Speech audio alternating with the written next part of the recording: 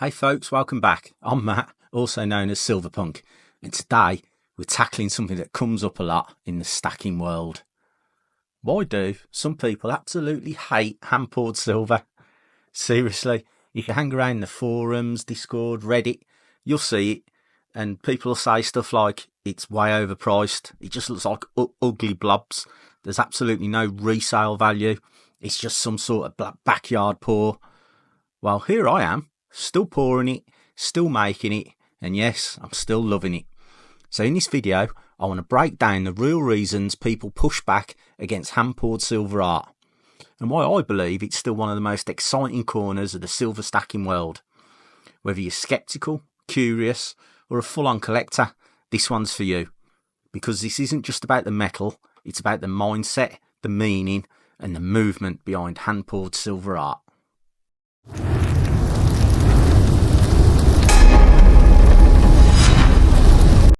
Let's look at the top complaints.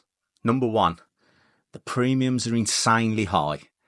And yeah, 100% correct. Hands up.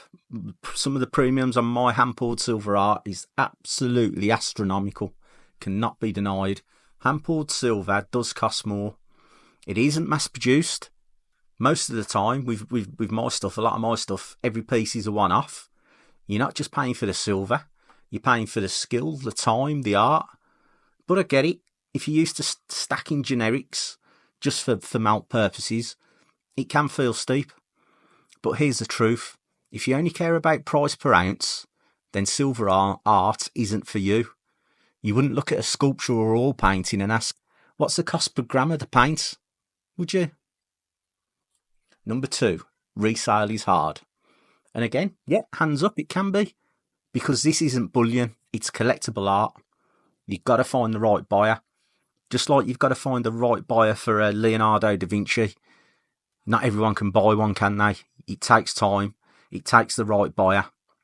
If you buy it thinking you can flip it quick like a coin or a fresh or a press bar, you'll be disappointed, trust me.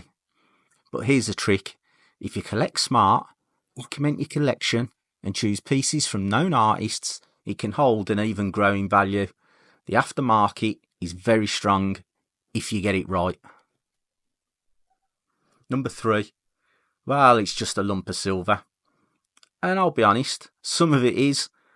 Not all silver artists and pours are equal. But when done right, when there's some thought, design, craftsmanship, it's sculpture, it's expression. And yeah, some folks just don't see it. And will some people see a Jackson Pollock and think, my kid could do that? And others will see controlled chaos. It just depends what perspective you're coming from. Number four, it feels amateur. And that's a fair comment too. There are backyard pourers who put out rough pieces with no polish, no story, no care. But you can't judge a whole scene or movement just by its worst examples. It's like judging all restaurants by one bad takeaway. And some people are just starting out, so you've got to cut them more slack. So it just depends where people are on the silver pouring journey.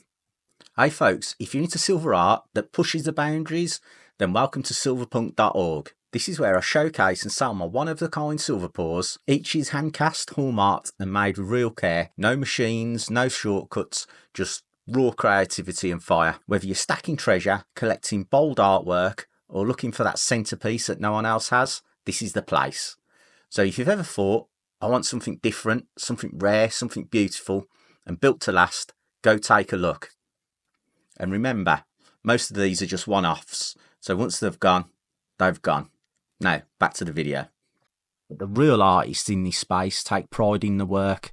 They evolve, they test, they learn, they push the boundaries. And the very best of us never stop pushing for even better. So why do I keep pouring? It's quite simple. Because I believe in it. Because every piece I make is a battle between fire, metal, time and creativity. I don't just make cookie cutter rounds. I make art from idea to sometimes AI design to 3D print to flash to pour to polish. It's hours, sometimes days. Because people light up when they hold one of these in their hands. I've seen it firsthand. You can see it in unboxing videos on YouTube. photos in Discord, in Stacker Social. Even when I'm packing the orders, that moment when someone opens a box, holds a piece of my work and says, wow. Now that's what I'm living for and pouring for, because it means something to me and it means something to the collectors who buy from me. It's special. Each piece I make is a personal challenge. Can I get the detail right? Can I capture the mood of the image? Can I bring a digital dream into the physical world? Because let's be honest, we all don't want the same. Some of us want pieces that spark stories, pieces that stand out, pieces that reflect who we are. Hand-poured silver is messy, unpredictable and bold, and that's exactly why I do it. In my view, here's what people miss when they judge silver art only by the weight. Number 1, emotional value. Some pieces mark moments, memory, legacy. They become gifts, family heirlooms, markers of time. Now, you don't know someone's thought process behind buying a piece. And I've seen this recently over on Stacker Social. A person bought a piece of hand-poured silver. It was a bar by Crown Cast Silver, and it cost, I want to say, £400 for an ounce, something like that. And it was a one-of-one bar, and people were going crazy about it. But one of the person who didn't actually win it, who actually underbid it, was like, no, I really wanted that bar because I've got the other one. So the people didn't understand the motivation to the bids behind it. And that's it. You know, some pieces mark moments for people and we don't know what they are. Number 2, community. Poured art as a culture. People collect markers like they collect artists. That's a scene, a connection, a shared language. Again, Stacker Social.